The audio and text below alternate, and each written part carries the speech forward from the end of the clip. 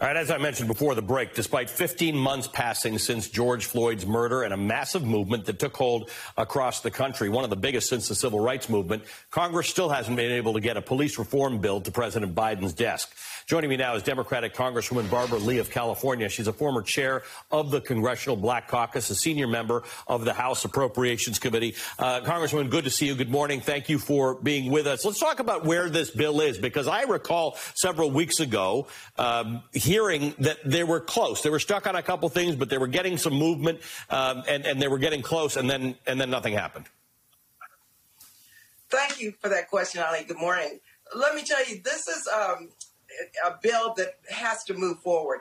Our negotiators, Senator Booker, Congresswoman Bass, Senator Scott, are working day and night to thread that needle. Remember now, we passed the George Floyd Justice and Policing Act in the House of Representatives. And in fact, the negotiations are moving forward. Yes, several weeks ago, they did issue a statement saying that they've come up with a framework. And you know how tough these negotiations can be. But when you're dealing with someone such as Senator Mitch McConnell and the Republicans, who really don't want to see a lot happen as it relates to police reform. So I'm hopeful and confident that we're going to get something. We've got to ban chokeholds, which it includes ban the no-knock warrants.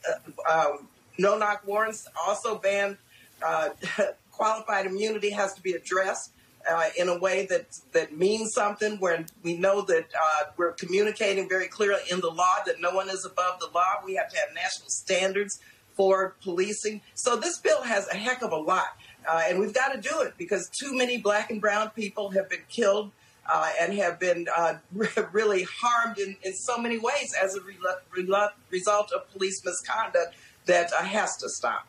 Congresswoman, I want to ask you about this child tax credit we've been talking a lot about and the degree to which it is lifting so many children out of poverty. There is some reporting that some people are getting left behind. I just want to read to you from the Philadelphia Inquirer. It says not everyone who's eligible for the tax credit is receiving it. Families nationwide began receiving the child tax credit payments from the federal government last week. Some worry that the poorest Americans may never see a dollar, many of them making so little money that they don't file taxes, which is legally permissible, but now it's a hindrance. Many extremely poor people lack necessary email addresses, permanent addresses, and bank accounts for direct deposit access. Quite a few believe that if they reach out for the credit, they'll lose other benefits, such as Medicaid. We certainly don't want the least among us not getting this money.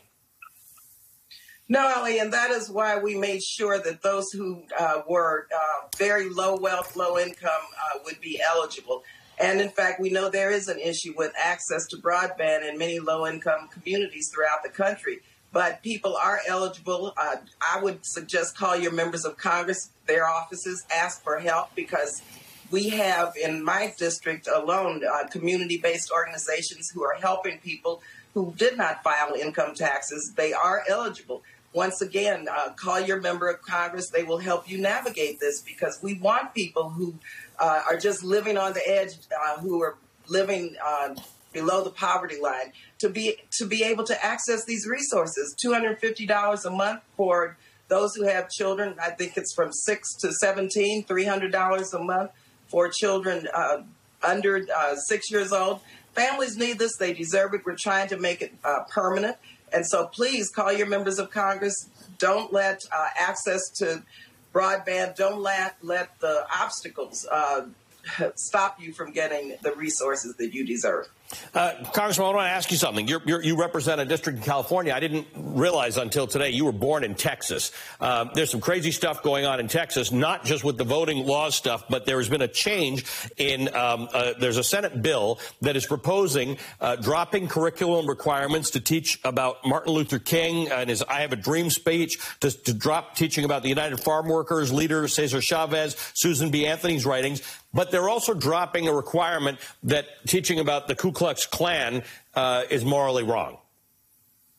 It's outrageous. You know, there are those in this country who are trying to revise history. We need more civic education, more history taught, so that the country understands why they're seeing each and every day systemic racism played out in the disproportionate rates, for instance, of African Americans dying from COVID. the disproportionate rates of African Americans who live below the poverty line. And so there are reasons for this. There are historical contexts. And so to try to deny this history, to try to revise it, and to try not to allow the truth be told, to me is outrageous. And I think this is just another effort, actually, that authoritarian countries and leaders use to try to create an environment where only those that are powerful, the rich, prevail. And they want to keep others in a place where we're totally oppressed and totally not part of this country's democracy. So this goes right back to voting rights. We need H.R. 1 passed. We need H.R. 4 passed so that we can have a system that allows the voices of people who have not been heard to be heard through their elected officials. This is about more than just voting. This is about preserving our democracy, which leads right to what we're talking about right now in terms of elected officials trying to take away and revise the historical context for many of the problems that we have to solve. It's outrageous, and it's a shame and disgrace. Congresswoman, we always thank you for your time. We appreciate you joining us this morning. Democratic Representative Barbara Lee of California, and as we know, from Texas as well.